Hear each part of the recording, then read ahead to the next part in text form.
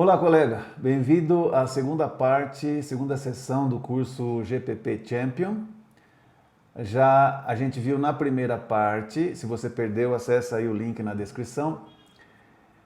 Na primeira parte, a gente viu os fundamentos da gestão de processos, né? Sobre quais princípios a metodologia se constrói e por que é necessário adotar esse novo paradigma de gestão. Agora nós vamos ver aqui nessa sessão um passeio panorâmico das duas fases da metodologia, como é que se implementa a metodologia GPP. Vamos lá então. Ok, como é que a gente implementa a gestão por processos? Aqui está a forma como eu desenvolvi a metodologia a partir de 94. A fase 1, que a gente chama, é um workshop envolvendo a gerência da unidade de negócios em questão, na qual a gente vai criar um modelo sistêmico, começar a ver a organização, a unidade de negócio, como um conjunto de processos integrados. É o que a gente vai gerar aqui na fase 1, é o chamado macrofluxo do sistema de negócio, o macrofluxo de processo. Na fase 2, que toma a maior parte do projeto de implementação de GPP, é justamente aterrissar na prática, em termos operacionais, aquele modelo sistêmico do macrofluxo. É o que a gente chama a padronização integrada dos processos empresariais. Se você recordar da primeira sessão, essa padronização integrada é a injeção poderosa para substituir o paradigma da gestão por departamentos e realmente integrar os fluxos de criação de valor através das diferentes áreas da empresa. Ok, vamos ver mais detalhes sobre cada uma das fases. Na fase 1, como eu disse, esse workshop que a gente faz com a direção da empresa, aí devem estar presentes, né, as pessoas que, primeiro, têm autoridade para, como nós vamos ver, tomar decisões estruturais sobre o sistema de negócio, sobre a organização, né, da unidade de negócios. E também as pessoas-chave que conhecem a detalhe, né, como é que se desenvolve a operação no dia a dia em todas as suas áreas, ok? Então, basicamente, tem que estar presente nesse workshop a alta gerência, os demais membros do corpo gerencial e certas pessoas-chave que, independente de sua posição hierárquica, são líderes naturais, pessoas com muita experiência na operação. Ok, o que é que esse grupo de pessoas, de líderes, faz? O ponto de partida, como nós vimos, da gestão de processos, o objetivo final, né, são os stakeholders. Então, nessa primeira etapa, nós vamos criar uma estrutura de necessidades. O que cada parte interessada, cada stakeholder, deseja para estar totalmente satisfeito na sua relação com a empresa. Na segunda etapa, nós vamos ver, identificar, definir, redefinir os processos empresariais, para então finalmente chegar ao principal entregável dessa fase 1, que é o macrofluxo do sistema de negócio. Vamos ver mais detalhes sobre cada uma das etapas. Na etapa 1, estruturação das necessidades, a gente parte por perguntar, ok, quais são os stakeholders, né, na sua relação com essa empresa ou unidade de negócio. Tipicamente, nós temos, claro, o cliente, aliás, os clientes, né, nos diferentes segmentos, com distintos conjuntos de necessidades, os segmentos de clientes. Temos os colaboradores, os fornecedores, os acionistas, o governo e a comunidade em geral, as pessoas que têm relação mais direta com a empresa, tipicamente os vizinhos dos sites físicos, né, da empresa onde opera, e também os familiares, né, dos colaboradores. Ok, então, aí a segunda, uma vez identificadas as partes interessadas, a segunda discussão para cada uma delas é o que essa gente quer para estar satisfeita, quais são as necessidades ou requisitos ou parâmetros de satisfação, como eu estou chamando aqui, para cada um dos stakeholders. Aqui está um típico resultado, já síntese de todo um processo de discussão para levantamento das necessidades e síntese dessas necessidades. Aqui está um pequeno exemplo, trabalhando aí de maneira dinâmica com o pessoal que participa do workshop. A gente tem aqui, para cada uma das partes interessadas, vai criar uma estrutura de requisitos, né? Já feito um trabalho de síntese, depuração das ideias levantadas, etc. Então nós temos aqui nesse primeiro nível o que a gente chama de requisitos gerais, né, da parte interessada, e aqui abaixo de cada rótulo, de cada título de requisito geral, a gente tem os requisitos específicos, né, que se desdobram cada requisito geral. Então a gente chega nessa estrutura de requisitos, tudo isso depois a gente coloca tipicamente aí num arquivo Excel, vou mostrar alguns exemplos depois. E nós temos então para cada parte interessada, né, a estrutura de requisitos. Esse aqui é um exemplo real, onde você tinha um segmento de clientes empresas, clientes indivíduos, né, pessoas, colaboradores, etc. Aqui está só uma parte da matriz. Mas para todas elas a gente tem essa estrutura então de requisitos gerais e requisitos específicos. E são esses requisitos que os processos têm que satisfazer para as diferentes partes interessadas. Ok? Então, a gente, nessa primeira etapa, deixa essa estrutura aqui de lado e agora vamos ver a etapa 2, ver o que já estamos fazendo, né, e o que precisa ser feito adicional para satisfazer essas necessidades das partes interessadas. E nós partimos das atividades repetitivas. O ponto de partida aí é, assumindo que já temos uma unidade de negócio em operação e que já faz uma porção de coisas boas, né, que agrega valor, a gente parte das atividades repetitivas que ocorrem em todas as áreas da empresa. Por isso é que é importante que estejam presentes todos os representantes, né, gerentes, tipicamente das áreas. E a gente vê então o que é que se faz em cada área, diariamente, semanalmente, mensalmente, trimestralmente, ou seja, por que atividade repetitiva? Porque todo processo é cíclico, ele é repetitivo, né? Isso é o que diferencia um processo, por exemplo, de um projeto. Ok, então o pessoal reunido começa a levantar, né, colocando aqui em post-its com suficiente grau de detalhe, né, nem muito micro, nem muito macro, as atividades repetitivas que se realizam em todas as áreas da empresa. E intencionalmente a gente mistura aqui, né, as atividades feitas por diferentes departamentos, diferentes áreas. E depois desse caos aqui de atividades, a gente começa a reler e agrupar, todos fazem isso, né, dinamicamente e simultaneamente, e as pessoas então começam a agrupar atividades afins. Existe uma afinidade de cumprir alguma finalidade, né? Então, cada coluna que vai se formando aqui é um conjunto de tarefas, de atividades que tem uma afinidade e parece apontar para um cumprimento de uma finalidade comum, que é, afinal, o que acontece em um processo, um conjunto de atividades concatenadas para produzir um certo resultado, como nós vimos na definição da seção 1.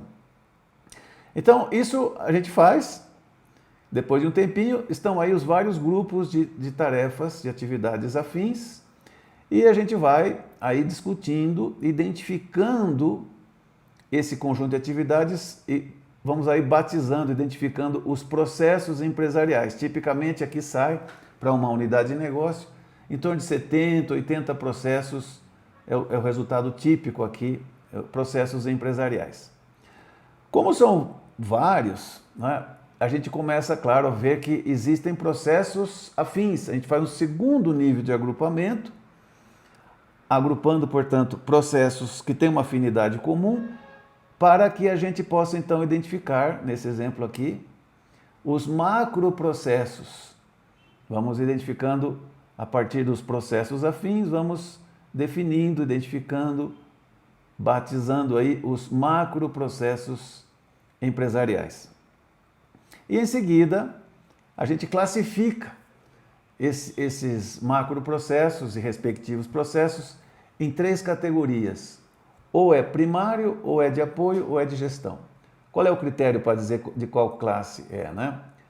Os processos e macroprocessos primários são aqueles que têm interface, tipicamente interface direta com o mercado, com o cliente, ou seja, é a cadeia de criação de valor da unidade de negócio. Os processos de apoio, como o próprio nome diz, estão aí apoiando, estão suportando o fluxo, viabilizando o fluxo dos processos primários, provendo recursos, informações, né, materiais, etc. E os processos de gestão, a terceira categoria, são aqueles que, como o nome diz, estão vendo toda a unidade de negócio e tratando de provocar a sua evolução, a melhora contínua no nível empresarial. Isso dá origem, então, a gente arma aqui o famoso macrofluxo do sistema de negócio. Então, é a primeira perspectiva, o primeiro nível da padronização integrada. Começamos a ver, então, a unidade de negócios, a empresa, como um conjunto de macroprocessos primários de apoio e de gestão. Cada quadrinho aqui é um macroprocesso que configura, então, o macrofluxo do sistema de negócio. Em seguida, a próxima discussão é ver, quais são os líderes? E muito importante essa decisão, é preciso encontrar na organização e atribuir essa nova responsabilidade de líder de processo e gerente de macroprocesso, tipicamente. Existem diferentes terminologias aí, certas empresas resolvem chamar de sponsor de macroprocesso, outros chamam de líder de macroprocesso. A princípio, eu uso essa terminologia aqui, líder de processo e gerente de macroprocesso. Por que gerente de macroprocesso? Porque, tipicamente, são os próprios gerentes das áreas funcionais, os gerentes de departamentos, os que assumem essa nova responsabilidade de atuar, fazer o papel de gerente de macroprocesso. O que faz um gerente de macroprocesso? O que faz um líder de processo? Quais são as responsabilidades? Nós vamos ver ainda mais na parte final do curso. Então, você aqui, quer dizer, a equipe de liderança define quem são, então, os líderes de processo e os gerentes de macroprocesso, para todos os processos primários de apoio e de gestão. O que mais a gente faz nesse workshop? Muito importante. É preciso redefinir completamente as medições, os indicadores, as métricas organizacionais. Porque se a gente, creio que já comentei isso, mas reforçando, se a gente tenta implementar gestão de processos, fazer padronização integrada, orientar e subordinar a estrutura vertical dos departamentos a esse fluxo integrado, aos fluxos de criação de valor para os stakeholders, se a gente tentar fazer isso e continuar medindo e exigindo das pessoas metas isoladas, departamentais, não tenha dúvida que a coisa não vai funcionar. As pessoas vão continuar atuando, comportando-se de maneira isolada, que é justamente o oposto do que a gente quer com a padronização integrada. Então, como que faz isso? Essa aqui é a minha sugestão, que eu venho aplicando na metodologia, que é o que eu chamo de matriz do sistema de indicadores. E aqui está um exemplo. A gente parte da visão de longo prazo, aqui está em espanhol, pessoal, mas não tive tempo de traduzir, mas dá para entender, né? Então nós partimos da visão de longo prazo. Claro que essas definições aqui, incluindo valores, missão, condições necessárias, visão de longo prazo, tudo isso é um evento, se já não está bem definido, é um evento que eu chamo de ideologia empresarial, um workshop de ideologia empresarial, no qual, em um dia de trabalho, a gente faz essas definições, revisa ou define valores, missão, visão de longo prazo, condições necessárias para suportar a missão. E também definimos o conjunto de indicadores globais do sistema de negócio, que devem ser poucos indicadores, resultados finais do sistema de negócio, e a minha sugestão aqui é que, a partir das condições necessárias, que são absolutamente indispensáveis para cumprir a missão, a equipe defina como que nós vamos monitorar numericamente, através de um indicador numérico, se nós estamos atendendo às condições necessárias, cumprindo a missão e avançando em direção à visão de longo prazo. Ok, aqui está um exemplo onde apenas 5 indicadores são os top 5 da organização, que são aqueles que permitem, como podemos ver aqui nessas relações, permitem monitorar se nós estamos atendendo às condições necessárias. Por exemplo, aqui, esse indicador de NPS, Net Promoter Score, não é? E aqui estabelecido para clientes, para canais, nesse exemplo de empresa, e para os colaboradores. O NPS permite monitorar se nós conhecemos profundamente as necessidades do cliente, né? Se nós contamos com gente comprometida, feliz, né? E se nós temos uma operação altamente eficiente, segundo o julgamento da equipe quando a gente construiu isso. E assim por diante, os outros 4 indicadores globais. Esses são os grandes resultados finais que deveriam, então, podemos chamar os sinais vitais da organização, que deveriam estar evidenciando uma melhoria contínua no seu desempenho. E agora o que a gente faz aqui nessa matriz? A gente cruza esses indicadores globais com a estrutura de processos. E qual é a ideia aqui? É avaliar que impacto tem cada processo sobre esses resultados finais do negócio. Não é? Então, se o impacto é forte e direto, a gente usa aqui uma bolinha negra. Se o impacto existe o impacto, mas a força não é tão direta, não é tão forte, a gente usa a bolinha branca. E se não tem nada a ver, a gente deixa em branco. Tá? E através de um sistema de pontuação, onde a bolinha negra vale 9 pontos e a branquinha 3, a gente vai estabelecer aqui um sistema de pontuação, uma pontuação final de cada processo, e com base nesse peso relativo do processo sobre os resultados finais, a gente vai identificar os processos críticos da organização. Então, resumindo, o que é um processo crítico? Um processo crítico é, normalmente, a menos algumas exceções ocorrem, tá? Mas depois de construir essa matriz, a gente volta e vê quais são os de maior pontuação. Por exemplo, aqui está um processo de desenvolvimento de produtos e serviços que tem essa finalidade, e quando se cumpre essa finalidade, aí que é a discussão, a gente vê que esse processo aqui impacta fortemente todos os 5 indicadores globais. Portanto, esse aqui foi o número 1 na pontuação global. Ok? Obviamente, esse aqui merece ser classificado como processo crítico. E assim a gente faz e vai definindo aí, aqui é só uma parte da matriz, quais são os processos críticos da organização. Agora, importante notar o seguinte: todos os processos estão aqui porque são necessários, são importantes para o sistema de negócio. Então, dizer que um processo foi classificado como crítico não significa que os outros não são importantes. Tá? A única diferença aqui é que para os processos críticos, porque justamente é crítico, nós vamos definir um segundo ranking de indicadores, os indicadores de processo crítico, que é a nossa forma de medir numericamente se o processo está desempenhando a sua função, está cumprindo a sua finalidade.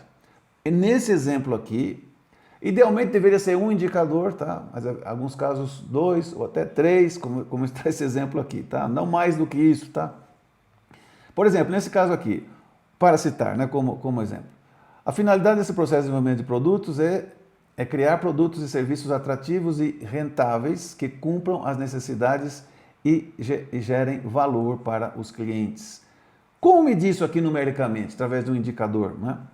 Então, foi definido esses 3, tá, que se complementam. A porcentagem de contribuição ao throughput por produto. Ou seja, se esse processo realmente cumpre isso, então você vai ter um portfólio de produtos atrativos e rentáveis. E do throughput, ou seja, do que entra de dinheiro, né, na empresa, num dado período. Quanto é de processos gerados, né, de produtos novos gerados por esse por esse produto. Aqui também está, aqui está em porcentagem, aqui está o quanto que esses produtos estão gerando de faturamento, né? Ingressos aqui é a receita, ok? E outro parâmetro de desempenho é se nós estamos fazendo isso, ou seja, criando valor, introduzindo novidades no mercado, atrativas para os clientes, em tempo hábil, e aí vem o indicador de time to market, ou seja, ciclo total de desenvolvimento, de introdução do produto. Então, esse é um pequeno exemplo e você tem como resultado final dessa matriz, resumindo, a definição dos indicadores globais, a identificação dos processos críticos e a definição dos indicadores de processos críticos que depois vão ser monitorados em processos de gestão. Também no mesmo workshop, que tipicamente dura aí 4, às vezes menos, às vezes mais, mas tipicamente 4 dias de trabalho intenso com esse grupo de liderança, também construímos ou começamos a construir essa matriz, nós chamamos a matriz necessidades versus processos. Agora a gente cruza as necessidades das partes interessadas, que estão aqui nas linhas da matriz, resultado da primeira atividade do workshop, a gente cruza agora com a estrutura dos processos. Temos aqui macroprocessos e processos. E essa equipe gerencial, essa equipe de liderança vai atribuir a cada processo o que ele deve ter no seu fluxo de atividades, né? Se deve ter ou não atividades que satisfaçam as necessidades das partes interessadas. Onde tem a bolinha negra significa que a equipe de liderança está dizendo esse processo em seu fluxo de atividades, em sua documentação, tem que cumprir com esse requisito, tem impacto direto na satisfação desse requisito da parte interessada. Por exemplo, para citar aqui um exemplo, esse processo de pesquisa de mercado, que está dentro do macroprocesso de pesquisa e desenvolvimento, essa pesquisa de mercado tem uma bolinha negra aqui na necessidade do cliente. Ele diz, requisito geral, quero um produto de excelente qualidade, e aqui está dizendo, eu quero um produto que cumpra todas as especificações técnicas. Bom, isso nasce lá das necessidades do cliente, né? As especificações técnicas deveriam ser uma tradução, tá certo, do que o cliente necessita, e isso é captado nesse processo de pesquisa de mercado. Por isso essa bolinha direta aqui, etc. E assim vai, né? A definição gerencial. E essa matriz aqui é a que vai servir de referência para que quando as equipes de padronização integrada, as equipes de cada processo se reúnem para revisar ou criar o seu fluxo de processo integrado, já tem claramente o processo, o que esse fluxo deve cumprir para as partes interessadas pertinentes. Ok.